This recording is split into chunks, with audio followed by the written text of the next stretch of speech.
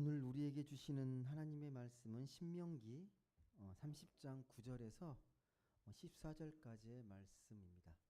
신명기 30장 9절부터 14절까지의 말씀을 우리 같이 보겠습니다. 오늘은 김리아 학생이 말씀을 봉독해 주겠습니다.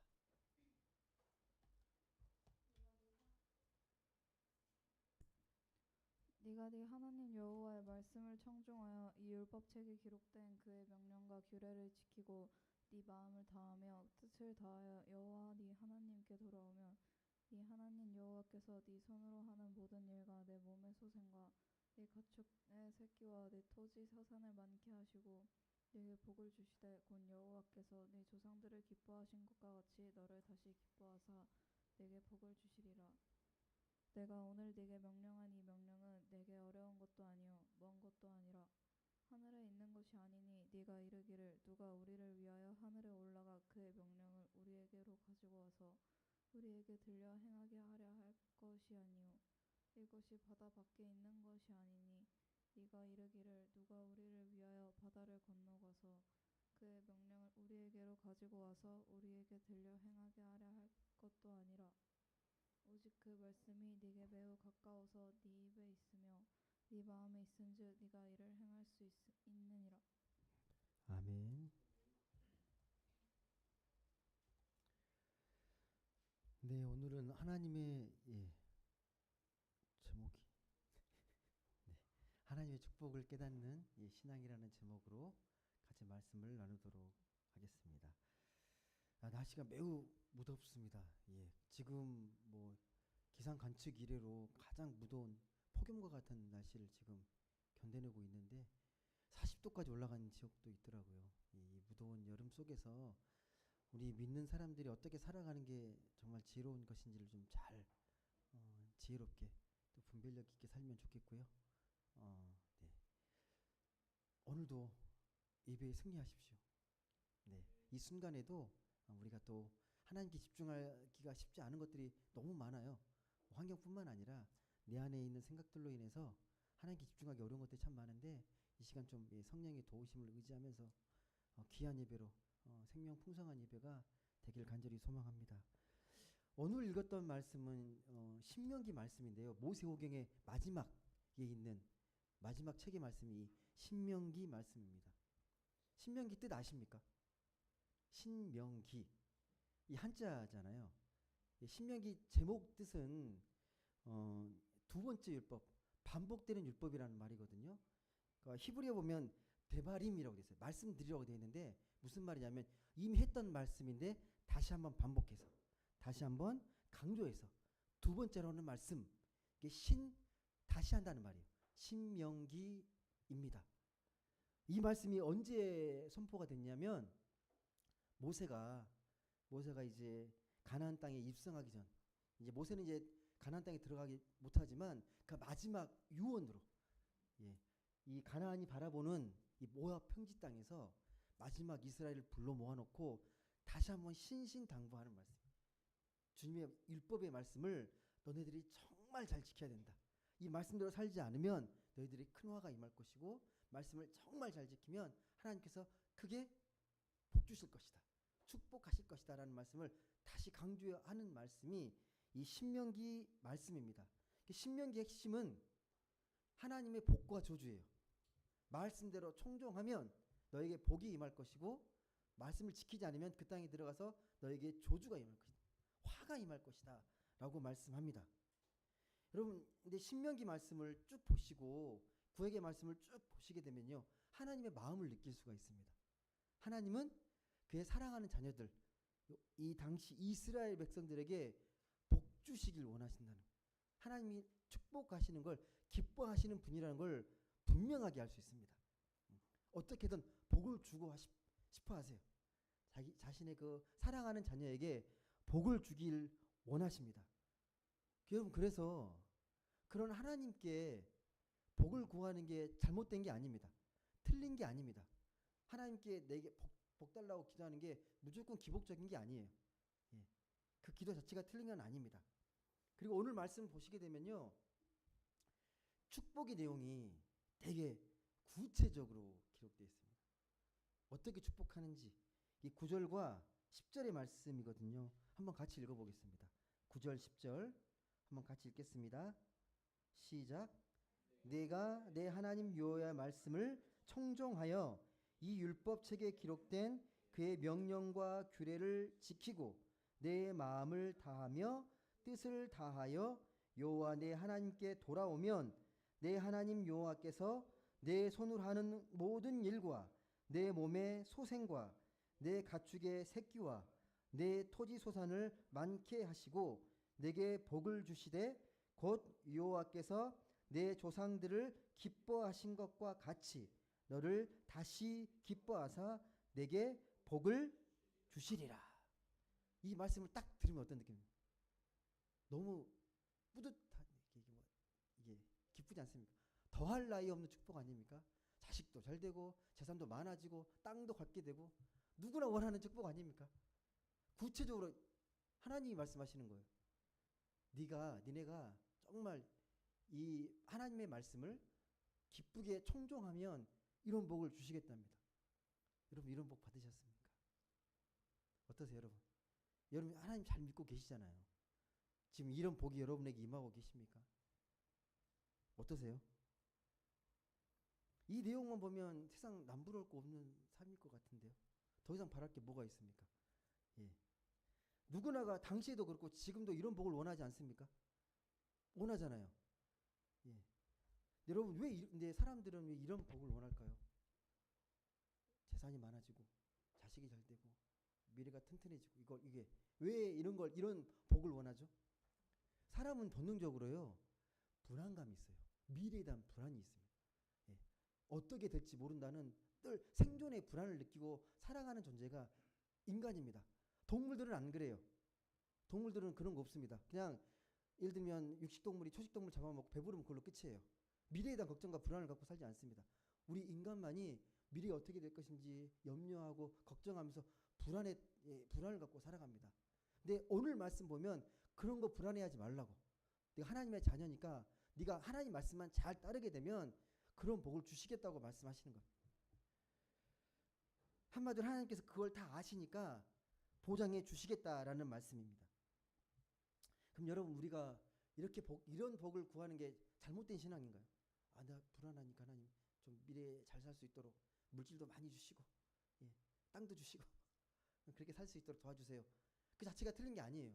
다만 그 마음을 하나님이 아시니까 너희가 먼저 그걸 구하기 전에 네가 하나님의 그런 말씀과 하나님의 뜻을 잘 따르고 있는지 그걸 잘 생각해 보라는 겁니다. 여러분 우리가 하나님 믿잖아요. 하나님 믿고 살아가는데 그 말씀대로 이게 정말 느껴지냐고요. 우리 현실이 하나님 잘 믿으니까 너무 이게 탄탄대로 이게 평탄하고 평안하고 충분한 은혜가 채워지고 그렇게 느끼시냐는 겁니다. 우리가 경험하는 현실은 좀 아닌 것 같은 느낌 안 드시나요? 솔직히요. 안 그러잖아요. 여러분 얼마나 부유하십니까?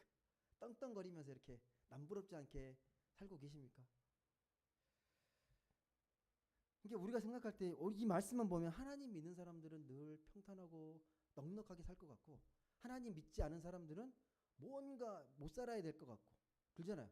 하나님 믿지 않으면 힘들게 살아야 될 것 같고 근데 현실이 아닌 것 같아요. 현실을 보게 되면 착하게 살아도 인생이 안 풀리고 악하게 살아도 인생이 잘 풀리는 것 같은 모습들이 우리 눈에 많이 비춰집니다. 하나님을 아무리 잘 믿어도 힘들게 살아갈 수 있고 하나님을 안 믿어도 믿지 않아도 우리가 볼 때는 막 행복한 인생이 펼쳐지는 것처럼 보일 때가 있습니다. 그럴 때 여러분은 어떻게 느끼십니까? 그런 인생에 대해서 그런 삶에 대해서 고민 안 되세요? 하나님 잘 믿으면 말씀이 나와 있잖아요. 하나님 잘 믿으면 이런 복을 주시겠다고 약속하셨잖아요. 근데 현실이 그렇게 안 느껴지면 여러분 지금 삶에 만족하십니까? 그러면 지금 삶 더할 나위 없어. 내 삶은 이거면 충분해. 이거면 정말 대단한 거야 라고 느끼십니까? 여러분 구약의 이스라엘을 잘 보십시오. 이스라엘 백성들이 하나님이 선택해서 그들과 언약을 맺고 그들을 하나님의 자녀 삼아 주셨거든요. 아무리 우리가 지금 구약에서 뭐 예언서에도 보면 하나님 말씀에 불순종해서 징벌을 받고 심판을 받고 하는데 당시에 아무리 그렇게 하나님의 말씀에 불순종한 것 같지만 그래도 그 중에서 하나님을 믿은 백성이 누가 있습니까? 이스라엘밖에 없어요. 하나님 믿는 족속은요. 선지자들이 늘 부족하다고 책망하고 심판의 말씀을 했지만 다른 민족과 비교하면 그래도 이스라엘 민족은 하나님 믿는 백성이에요. 하나님 믿는 백성. 예, 이 이스라엘은 그런데 한 번도요. 예, 아니 한 번은 아니죠. 결코 부자로 살아본 경험이 별로 많지 않습니다. 부자 나라가 된 경험이 별로 없습니다. 다윗과 솔로몬이 잠깐 이렇게 강성했다가 계속 내리막길이에요. 계속. 북이스라엘은 아수르에 망합니다. 먼저 망해요. 기원전 721년. 그리고 한참 있다가 남쪽도 남유다도 바벨론에 의해서 망합니다. 기원전 587년에요. 바벨론 포로의 생활을 오랫동안 합니다. 그리고 다시 포로로 돌아와서 그렇게 살고 있다가 예수님이 이제 오실 때 그 근방에 또 로마한테 짓밟혀요. 로마에 의해서 예루살렘이 멸망하고 이스라엘이 또 식민지가 됩니다. 오랜 세월 동안 그렇게 핍박받고 오랜 모진 세월을 살아가요. 이스라엘 백성이요. 하나님의 나라인데 하나님의 백성인데 너무 힘들게 살아가는 거예요. 안 맞잖아요. 말씀하고 안 맞잖아요. 물론 이게 불순종하고 하지만 그 마음속에 그 심지에 하나님의 불이 꺼진 적은 없어요. 예. 혹해서 우상도 섬기고 하지만 하나님을 아예 떠나버린 적은 없어요. 그럼에도 불구하고 그들의 삶은 계속 모질고 힘든 세월을 살았어요. 그럼 이 결과가 하나님을 안 믿어서요? 하나님 믿지 않아서요? 오직 그렇게만 설명할 수 있을까요? 반대로 여러분, 지금 이스라엘은 어떻습니까? 지금 이스라엘은 어떻게 돼 있죠? 나라 땅덩어리는 적은데요. 강소국을 대표합니다. 예. 이스라엘만큼 힘 있는 나라 없어요, 여러분. 주변 나라를 비롯해서 예, 미국도 함부로 못하는 나라가 이스라엘입니다. 예. 지금 가자 지구, 지금 중동에 팔레스틴과 전쟁하잖아요. 가자 지구에 폭격하고 막 그들을 가둬두고 막 이렇게 하는 거 보면요, 너무 가혹해요, 잔혹해요. 하나님 백성 아닌 것 같아요. 그러면 그때랑 지금이랑 믿음이 더 좋아진 거예요? 하나님 믿음이 더 좋아져가지고 그들 잘 살게 해준 겁니까? 어떻게 생각하십니까, 여러분? 지금 이스라엘의 모습을 보면서 지금 정말 강한 나라가 되는데 디아스포라로 떠돌던 그런 방랑자 시설 때와 비교하면 지금이 믿음이 더 좋아진 거예요. 하나님에 대한 믿음이, 이 이스라엘이 더 하나님 말씀에 더 순종했으니까 이런 큰 축복을 주신 겁니까? 모습은 그렇게 안 비춰져요. 모습은요. 그래서 여러분 이 말씀을 좀 깊이 생각해 보셔야 됩니다. 이 말씀이 정말 우리에게 어떤 의미가 있는지, 이 시대를 살아가는 그리스도인으로서 하나님 말씀에 청종하면 복을 주시겠다고 하셨는데 그게 도대체 뭔지, 왜 현실은 그렇게 안 느껴지는지를 진지하게 고민하셔야 됩니다. 오늘 본문을 비롯해서 하나님의 말씀하시는 복은요, 예, 복의 구체적인 내용을 말하는 게 아니라, 우리가 생각하는 복을 말하는 게 아니라 분명하게 말을 해요. 복의 근원이라고. 예, 하나님 말씀하시는 복의 근원을 아는 게 복이라고 이야기하십니다. 그럼 복의 근원은 뭐죠? 복의 근원은, 복 주시는 근원, 하나님이잖아요. 하나님이 복이라고 분명히 말합니다. 하나님이 복이라고. 복 내용 자체가 복이 아니라 하나님 자체가, 하나님이 복이라고 우리에게 분명히 말씀합니다. 여러분, 그래서 고백하죠. 우리 주님과 함께하면 주님 한 분만으로 만족한다고 찬양으로 고백하잖아요. 그 거짓 고백이십니까, 여러분? 하나님 한 분만으로 만족한다. 아닌 것 같잖아요. 더 필요하잖아요. 하나님 한 분만으로 안 되잖아요. 뭔가 필요한 거 많으시잖아요. 여러분, 하나님이 나와 함께 하신다. 하나님이 나의 손을 잡고 나를 구원해 주셨고 내가 하나님의 자녀가 되었다. 그러면 뭔가 하나님의 내게 복 주시겠다 그러면 뭔가 기대감이 생기지 않아요? 아, 내가 하나님의 자녀인데 뭔가 놀라운 것들을 주실 것 같은 그 기대감? 그런 소망감들이 막 생기지 않습니까? 하나님 믿고 있으니까 하나님 자녀에게만 주시는 그런 축복이 나에게 임하겠구나. 그런 생각 안 드십니까? 여러분, 오늘 말씀에 결론적으로 말씀하는 내용일 수도 있겠지만요, 주님과 함께함이 복입니다. 그 복이 뭔지를 우리가 알지 못하니까 그게 복처럼 안 느껴지는 것뿐이에요. 주님과 함께함. 내가 주님과 함께한다는 걸 느끼면서 내 마음이 따뜻해지고 평안해지고 내면의 안식을 얻게 되고, 예. 아, 이게 정말 중요한 거구나 라는 것을 깨닫게 될 때 진짜 복의 근원이 뭔지를 우리가 알게 됩니다. 근데 여러분, 더 중요한 말씀, 우리가 9절과 10절 말씀을 읽었는데요, 우리가 반드시 잊지 말아야 할 게 있습니다. 예. 다시 또 잊진 않을 텐데요, 복을 받을 수 있는 전제가 분명히 설명되어 있거든요. 복을 받게 되는 전제, 그게 뭐였습니까 여러분? 내가 내 하나님 여호와의 말씀을 청종하여 이 율법책에 기록된 그의 명령과 규례를 지키고, 그 다음이 정말 중요합니다. 그 말씀 한번 읽어볼게요. 그 다음 같이 한번 읽어보겠습니다. 시작. 내 마음을 다하며 뜻을 다하여 여호와 내 하나님께 돌아오면. 이게 무슨 말씀입니까 여러분? 여러분, 하나님의 말씀은 잘 지키는데 그냥 지킬 수도 있고, 예, 그러니까 아무 생각 없이 지킬 수도 있고, 예, 뭔가 진심으로 진정성 있게 지킬 수도 있습니다. 네, 오늘 말씀에 보게 되면요, 어떻게 지키라고 되어 있습니까? 내 마음을 다하고 뜻을 다. 여러분, 마음을 다하고 뜻을 다하는 게 쉬운 게 아니에요. 여러분, 우리 너무 쉽게 고백하잖아요. 마음과 뜻을 다해. 이게 너무 그런 차원이 아니고요.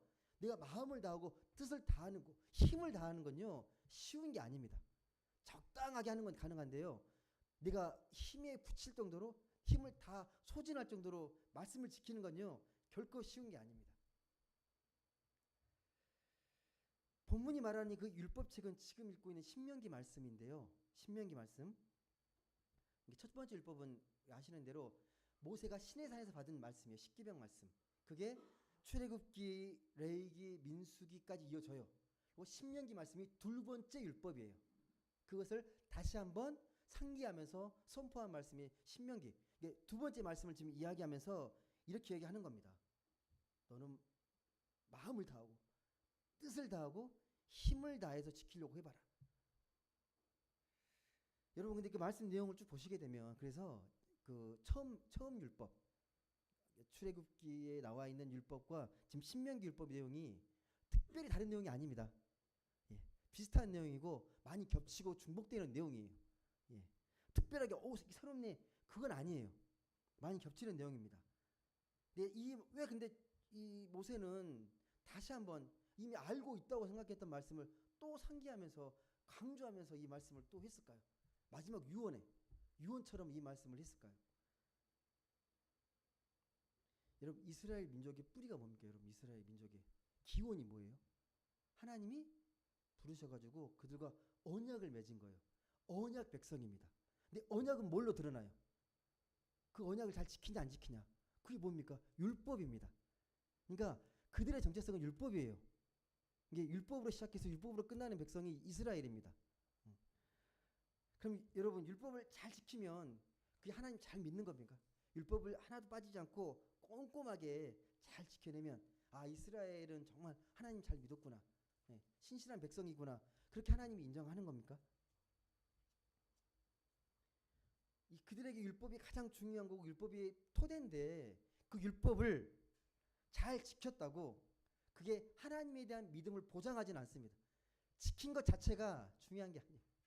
그게 의로움, 하나님에 대한 믿음을 보장해 주는 게 아니라고요. 율법을 잘 지키는 것만으로. 이걸 좀 쉽게 이해하시려면, 여러분, 우리나라는 어떤 나라죠? 우리 법치국가라고 하잖아요. 예. 토대가, 예, 법으로 이게 법치를 잘 지켜야 나라가 유지되는 법치국가입니다. 그래서 쉽게 말하면요, 우리는 왕정 국가나 군주제 국가가 아니에요. 왕의 명령대로 움직이는 게 아니라 법대로 해야 돼요. 법에 기록된 대로, 법의 정신대로 지켜야 나라가 유지가 됩니다.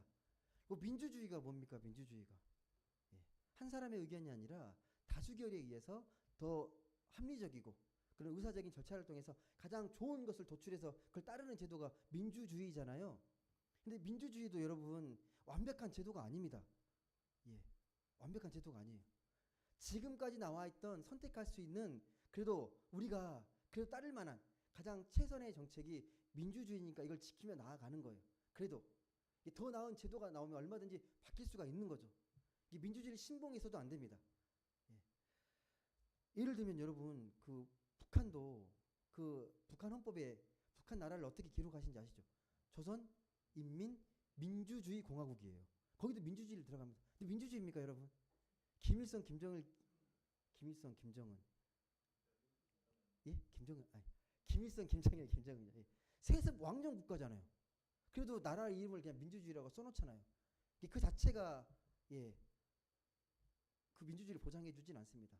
여러분 잘 아시겠지만 2차 세계대전을 일으켰던 히틀러도 그냥 지 마음대로 이 총독이 된 게 아니라 선거로 뽑힌 사람이잖아요. 선거로. 민주주의라는 제도 속에 뽑힌 사람이잖아요. 얼마든지 선동을 통해서 사람들의 마음을 모으고 그렇게 할 수 있는 예, 그런 모순과 결함이 있는 게 또 제도예요. 이 제도를 아무리 잘 만들고 법을 잘 만들어도 그 자체가 그 나라의 그런 수준이나 이런 걸 성숙을 보장해 주진 않습니다. 현재 더 나은 제도가 없으니까 우리가 이 제도를 잘 유지하고 살아가는 겁니다. 우리가 민주주의 자체 시스템이 정의를 보장해주고 평화를 보장해주지는 않습니다. 마찬가지로 여러분, 당시 이스라엘은요 율법 국가예요. 율법이에요. 율법이 가장 중요합니다. 율법을 잘 지켜야 합니다. 그래서 온갖 문제를요 율법으로 다루는 거예요. 십계명 율법이 토대잖아요. 그러니까 십계명만 율법이 아니라 그 십계명 율법을 어떻게 하면 잘 지킬 수 있을까? 수많은 이제 규례와 이런 것들을 이 율법 학자들이 서기관 바리새인 같은 사람들이 계속 연구를 하는 거예요. 어떻게 하면 이 율법을 잘 지킬 수 있을까? 그 자체가 나쁜 게 아니에요. 어떻게든 이 율법을 잘 지켜서 이스라엘이 건강한 공동체가 됐으면 좋겠다고 계속 만들어냅니다. 그 규례를.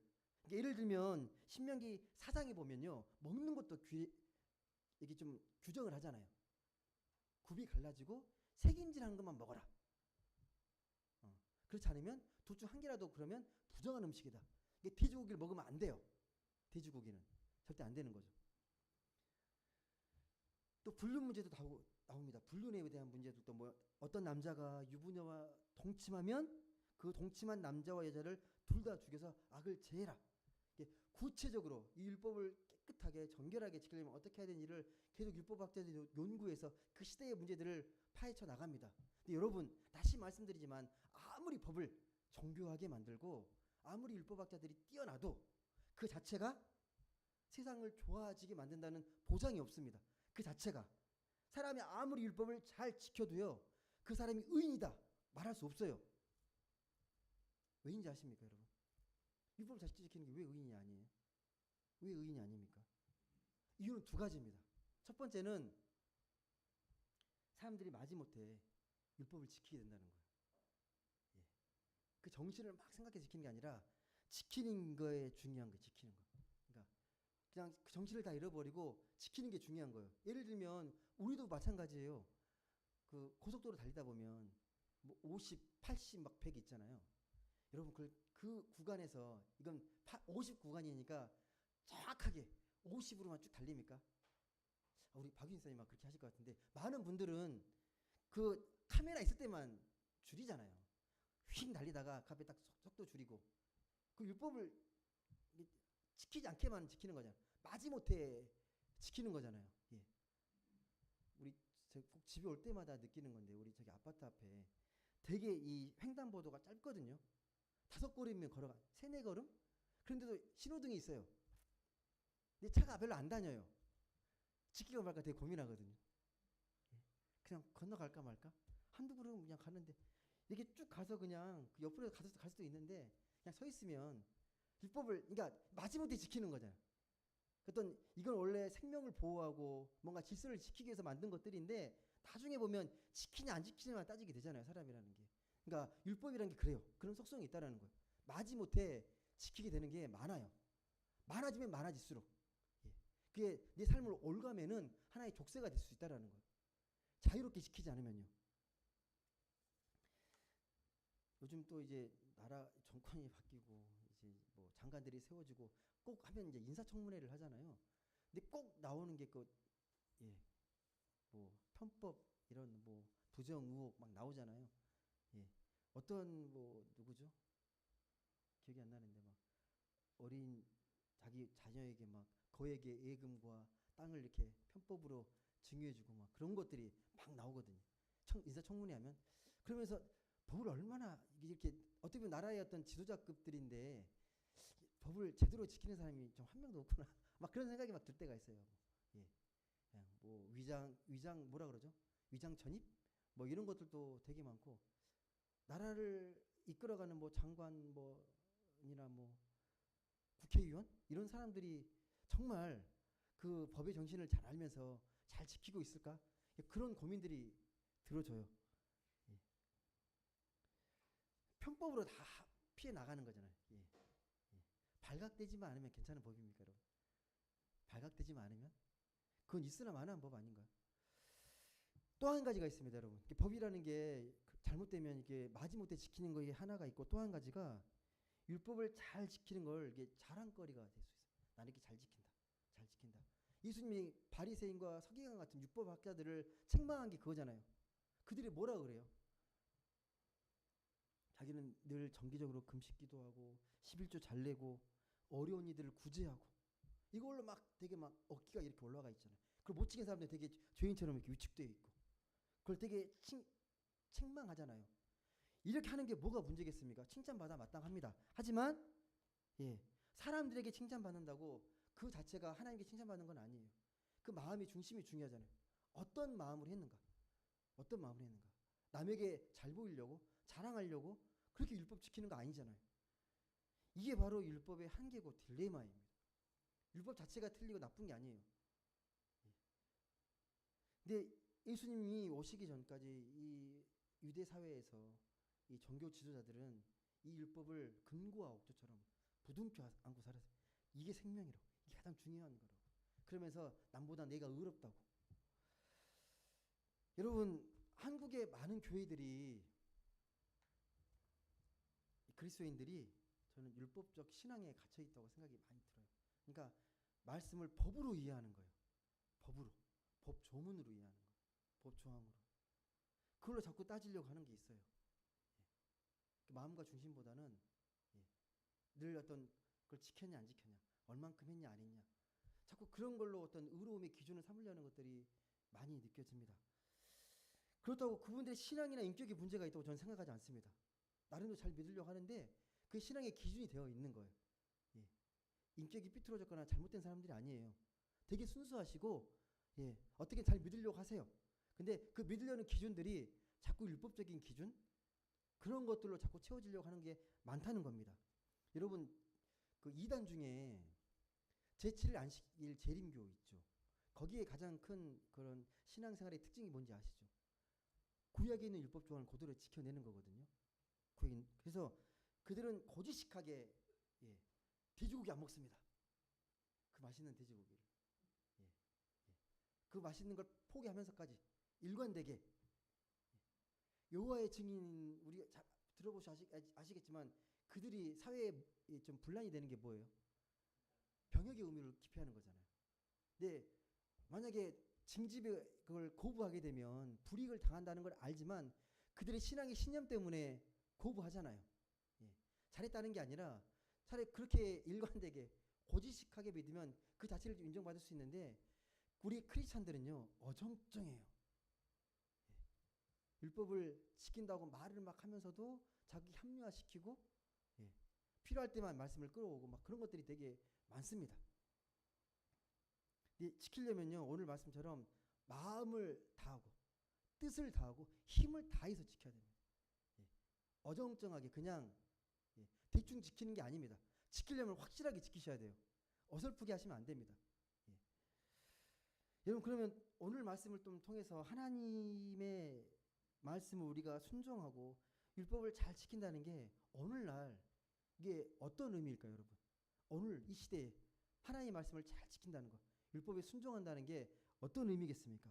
어떻게 해야 우리가 이 말씀을 통해서 이 말씀에 순종하면서 율법을 통해서 하나님이 기쁘시게 해드릴 수 있을까요? 어떻게 해야 가능할까요? 근데 여러분 이 말씀들은 구약에 있는 되게 오래된 거잖아요. 2000년 전에 기록된 거잖아요. 훨씬 더 전에. 오래됐으니까 이 말씀의 내용들 율법 조문들은 안 지키고 그냥 폐기하는 게 맞나요? 이걸 또 읽는 게 무슨 의미가 있을까? 혹시 그런 생각은 안 드세요? 우리는 율법이 아니라 복음이 생명의 길이라고 말을 하잖아요. 예. 이 말씀이 어떤 의미가 있을까요? 이 본문의 구약 율법뿐만 아니라 이스라엘의 이 선지자들이 계속해서 말씀에 순종하라고 계속 외치잖아요. 이 말씀대로 너희 살지 않으면 하나님의 그런 화가 임할 거라고 계속 외치잖아요. 어떻게 지키라는 거예요? 지키기 어려운데 어떻게 지키라는 거예요? 왜 지켜야 되는 거죠, 근데? 하나님 말씀은 왜 지켜야 되는 거예요? 지킬 만한 가치가 있어야 지키는 거잖아요. 예. 내 목숨을 걸 만한, 모든 것을 걸 만한 그만한 대상이기 때문에 말씀대로 살려고 하는 거거든요. 그러니까 우리 소위 말해서 우리가 어떤 것들 중에 이렇게 맛집 중에 하나 선택하는 게 율법이 아니에요. 이거 보니까 이게 더 가치 있는 거야. 그게 아니라 우리가 모든 것을 걸 만한 그 말씀이 율법인 거예요. 거기에 생명이 있는 거죠. 내 모든 것들을 걸 만한 은혜가 담겨 있는 것이 이 말씀이 율법이기 때문에 거기에 모든 걸 거는 겁니다. 그래서 여러분 그 신명기 6장 4절에서 9절에 보면 되게 중요한 말씀이 나옵니다. 쉐마 이스라엘. 오늘 들어요. 쉐마라는 말 아십니까? 쉐마? 들으라. 예, 역시 잘하세요. 탈무드를 번역하신 분이 히브리어 아시는 거죠. 쉐마 이스라엘. 이스라엘아 들으라. 예. 그러니까 이걸 좀 말씀을 잘 들어보시면 왜 지켜야 되는지를 좀 우리가 알 수가 있는데 여러분 한번 이 말씀 뭐 아실 수도 있지만 다시 한번 예, 이게 늘 강론됐던 말씀이거든요. 이스라엘 백성들 사이에서 한번 찾아보시죠. 신명기 6장 4절에서 9절.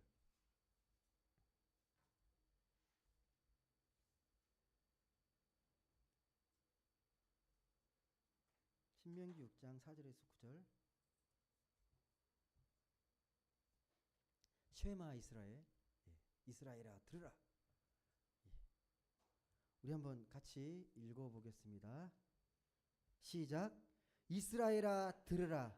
우리 하나님 여호와는 오직 유일한 여호와이시니 너는 마음을 다하고 뜻을 다하고 힘을 다하여 내 하나님 여호와를 사랑하라. 오늘 내가 내게 명하는 이 말씀을 너는 마음에 새기고 내 자녀에게 부지런히 가르치며 집에 앉았을 때이든지 길을 갈 때이든지 누워 있을 때이든지 일어날 때이든지 이 말씀을 강론할 것이며 너는 또 그것을 내 손목에 매어 기호를 삼으며 내 미간에 붙여 표로 삼고 내 집 문설주와 밭간문에 기록할지니라. 아멘. 말씀을 어떻게 묵상하라는 말입니까? 이게 딱 보면 예. 어떻게 하라는 거예요? 눈만 뜨면 말씀 봐야 되는 거예요. 눈만 뜨면 앉았든 일어났든 또 집 나와서 문을 봤더니 문에도 말씀이 있고요. 문설주에도 문 기둥에도 있고요. 이마에도 말씀이 붙어 있고요. 걸어가면서 손목에도 봐야 돼요. 그렇게 말씀을 보라고 합니다. 어떤 식으로?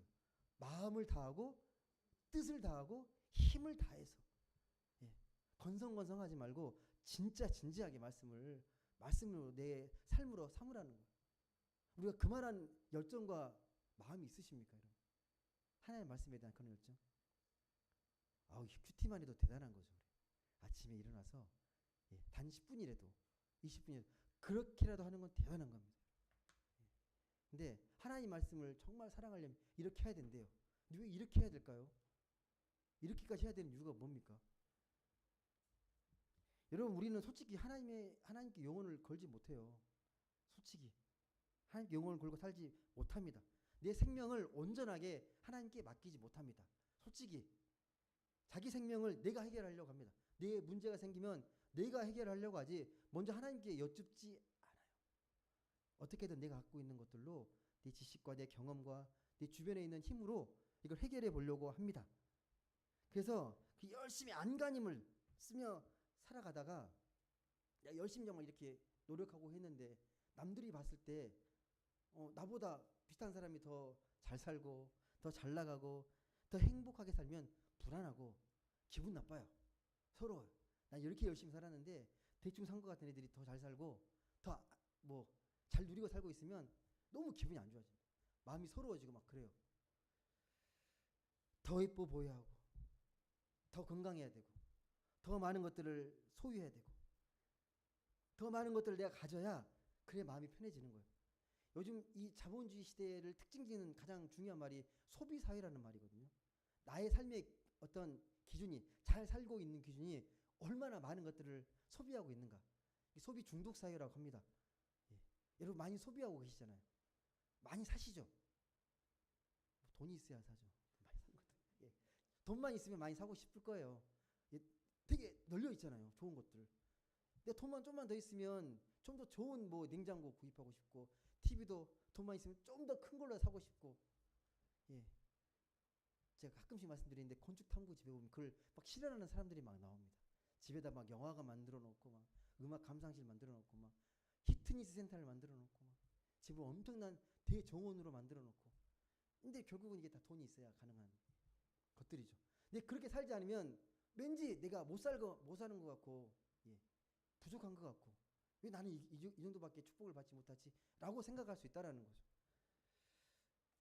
근데 여러분, 이게 어떻게 뭐 그 사람이 인격이 나빠서 못 사는 것도 아니고, 성품이 나빠서 못 사는 것도 아니고, 착하다고 더 잘 사는 것도 아니고, 그렇지 않습니까, 여러분? 솔직히. 여러분, 올 여름 지금 극심한 우리가 그 더위를 겪고 있는데, 이게 결과론적이지만 여러분 원인이 뭐예요? 제가 말씀드린 것 때문에 그런 거잖아요. 더 많은 것들을 생산하고 소비하고 자본주의 탐욕 때문에 더 많은 자연을 파괴하다 보니까 그 결과로 날이 더워지는 거 아니에요? 기후 위기가 어느 날 갑자기 만들어진 게 아니에요. 우리가 다 파괴한 거잖아요. 우리 인간의 욕심과 욕망을 채우려고 하다 보니까 기후가 자꾸 망가지는 거잖아요. 여러분, 정말 하나님 축복을 받기 원하십니까? 어떠세요? 어떤 축복을 받기 원하십니까? 여러분, 우리는 아직도 진짜 복이 뭔지 잘 모를 때가 많아요. 여전히 우리는 높은 자리에 앉고 좀 부유하게, 또 남들이 나를 더 명예롭게 봐주는 걸 그걸 축복이라고 생각할 수 있습니다. 충분히. 근데 여러분, 그 자리에 가보면 또 그걸 또 누리게 되면 그게 특별한 게 아닐 수 있습니다. 오히려 짐이 되고 그게 화가 되는 경우가 있습니다. 저는 인사청문회 올 때마다 늘 느껴요. 차라리 그냥 안 나왔으면 저런 꼴을 안 당할 텐데 뭐 얼마나 더 높이 올라가려고 또 해보고 싶겠죠. 높은 자리에. 근데 결국은 그런 수많은 모욕과 하다가 또 낙마하고 막 그러잖아요. 차라리 안 나오는 게 낫지 않아요? 그런 꼴을 당할 바에야 왜 나와서 저런 온 국민에게 또 이렇게 질타를 받고 그렇게 살아갈까? 오늘 말씀은 우리에게 분명히 말씀합니다. 진짜 복은 어디 있냐? 진짜 복이 뭔지 니네들이 아냐? 라고 묻고 있습니다. 성경이 말하는 진짜 복은요, 하나님과 그분의 말씀에 삶의 뿌리를 두는 겁니다. 그게 복이에요. 나타나는 결과가 복이 아니라 내가 하나님을 잘 믿고 있고 하나님 품 안에 있는 것, 내가 말씀의 삶의 뿌리를 두고 있는 게 그게 복이라고요. 예. 그게 잘 되면 그 부수적인 우리가 말했던 것들은 우리 필요에 따라서 정말 주실 거면 주신다는 거예요. 오히려 여러분, 그래서 가난하다고 낙심하거나 뭐 내가 신분이 낮아졌다고 그런 걸로 절망하지 않습니다. 여러분, 야곱을 잘 보세요. 야곱이요, 평생을, 예, 쫓기는 신세로 살았어요. 험악한 세월을 살았습니다. 그렇게 잔기를 써가지고 형의 축복을 빼앗고 내가 뭐 장자의 축복을 얻었다고 하는데 결론적으로 보게 되면요, 그 인생하고는 전혀 말이 안 맞아요. 에서는 뺏긴 것 같지만 정말 더 자기 아버지의 재산 다 누리고 정말 자손도 번성하고 정말 잘 살았습니다. 오히려. 예. 근데 야곱에게는요, 그 험난한 세월이 하나님과 더 가까워지는 시간이었습니다. 그 광야의 시간, 돌베개를 베고 있을 때 하나님 더 친밀하게 만납니다. 물질이 없을 때, 가진 게 없을 때, 오히려. 그러니까 분명한 건 우리가 물질이 부하다고 축복이 아니고 물질이 없다고 축복인 게 아닌 게 아니에요. 맞게 말했나요? 예. 여하튼 여러분, 그러니까 중요한 건 하나님과 함께하는 게 복이에요. 하나님과 함께함. 예. 이 순간에도 하나님 나와 함께 하시는구나. 그게 복이라고 생각해야 되는데 보여지는 것으로 눈의 것들로 현혹되면 진짜 복을 상실하게 됩니다. 잃어버리게 됩니다. 그러니까 여러분, 조건이 우리를 복되게 하는 게 아니라 그 모든 조건을 다스리시고 인도하시는 하나님 복이구나. 그리고 내가 하나님과 더욱 가까워질수록, 친밀해질수록 내 내면에 안식을 얻고 평안을 얻는 것, 그건 세상이 줄 수 없는 진짜 복이잖아요. 물질이 줄 수 없는, 세상의 명예가 줄 수 없는 진짜 복이잖아요. 그걸 복으로 여기시라는 거예요. 오늘 말씀의 복은 그거예요. 예. 네가 정말 마음을 다하고 뜻을 다하고 힘을 다하면 하나님 얼마나 기뻐하시겠습니까? 예. 이미 그 자체로 큰 축복을 누리는 거예요. 예. 그 어떤 상황에서도 하나님을 더욱 강하게 붙드시길 바랍니다. 그분을 신뢰하시길 바랍니다. 여러분, 그러기 위해서 제가 팁 하나 드릴게요. 여러분에게 있는 것들, 주어진 것들을 당연하게 여기지 마시고요. 좀 불편하게 여기시길 바랍니다. 저는 가끔 그래요. 지금 수많은 나라에서 뭐 전쟁이 있고 기근이 있고 굶주림이 있고 정말 내일 하루하루가 생존의 불안 속에 살아가는 사람들이 많잖아요. 그들이 우리보다 못나서 그런 게 아니에요. 예. 우리가 그래도 하나님의 은혜 속에 살아가는 게 너무 감사한 거죠. 우리가 무엇이 간데 그런 전쟁의 그런 고통과 불안 없이 이렇게 평안하게 살 수 있을까? 네. 내가 누구이간데 이런 하나님께서 그래도 건강을 주셨을까? 예. 내가 누구이간데 그래도 일을 할 수 있는, 말을 할 수 있는, 또 움직일 수 있는 힘을 주셨을까? 당연한 게 아니라 그걸 감사함으로 여길 줄 알아야 됩니다. 여러분, 저는 예, 뭐 부끄러운 고백이지만 제가 이제 한 달에 이제 뭐 이렇게 사례비를 받잖아요. 사례비를 받으면 사례비 받는 날 꼭 저녁에 저희 가족들하고 외식을 합니다. 특별한 걸 먹는 건 아닌데 이제 그걸 먹으면서 제가 꼭 이야기를 해요. 이거 그냥 주는 게 아니다. 예. 하나님과 또 교회에서 또 살아갈 수 있도록 이렇게 주시는 거다. 감사하게 먹으라고 꼭 이야기를 하거든요. 예. 당연한 게 없잖아요. 예. 당연한 게 아닌 걸 제가 꼭 이야기를 합니다. 예. 예. 당연히 내가 한 달 열심히 일했으니까 뭐 돈 벌고 쓰는 게 뭐가 아니라는 거예요. 예. 그러니까 좀 불편하게 여기시면 좀 나아요. 왜냐하면 우리는 그런 것들을 그냥 방치하게 되면요, 그런 유혹이 쉽게 넘어갑니다. 우리 안에는요 그런 힘과 능력이 없어요. 그래서 우리가 기도하는 거예요. 하나님, 내게 주신 것을 당연하게 여기지 않고 감사함으로 받게 해주세요. 감사함으로 느끼게 해주세요. 감사함의 은혜로 내가 이걸 더 의미 있게 가치 있게 써주게 해주세요. 라는 은혜를 구해야 됩니다. 내 안에 그런 능력이 없다니까요. 예. 쉽게 마음이 끊어져요. 당연하게 여긴다니까요. 어느 순간 보면. 예. 그런 은혜를 구하면서 여러분, 오늘도 진짜 복이 무엇인지를 좀 깊이 깨닫고 세상에 나가서 또 어느 사회에 있든지 간에, 야, 하나님 믿는 사람들은 저걸 정말 복이라고 여기는구나. 특별한 게 아닌데 진짜 그걸 감사하게 기쁨으로 살아가는구나. 그걸 좀 보여주시고 도전하시고 그게 축복의 통로가 되는 모든 분들 되시길 주님의 이름으로 간절히 소망합니다. 기도하겠습니다.